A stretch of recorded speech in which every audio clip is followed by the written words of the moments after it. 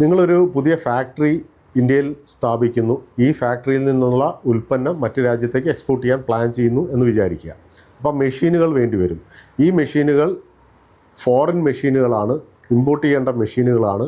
ആ മെഷീനുകൾ ഇവിടെ വച്ചിട്ട് വേണം പ്രോഡക്റ്റ് ഉണ്ടാക്കി എക്സ്പോർട്ട് ചെയ്യാൻ. ഇങ്ങനെ ഒരു കേസിൽ ഗവൺമെൻറ് നിങ്ങളെ സപ്പോർട്ട് ചെയ്യാൻ വേണ്ടിയിട്ട് ഒരു സ്കീം കൊണ്ടുവന്നിട്ടുണ്ട്. ആ സ്കീമിൻ്റെ പേരാണ് EPCG, export promotion capital goods. അതായത് ക്യാപിറ്റൽ ഗുഡ്സ് ആയിട്ടുള്ള മെഷീൻ പോലുള്ള ഐറ്റംസ് നിങ്ങൾക്ക് ഡ്യൂട്ടി ഫ്രീ ആയിട്ട് ഇമ്പോർട്ട് ചെയ്യാം. ഫോറിനിൽ നിന്ന് ഇവിടെ സ്ഥാപിക്കാം, അത് ഇൻസ്റ്റാൾ ചെയ്തിട്ട് അതിൽ നിന്ന് പ്രൊഡ്യൂസ് ചെയ്തുകൊണ്ട് നിങ്ങൾക്ക് എക്സ്പോർട്ട് ചെയ്യാം.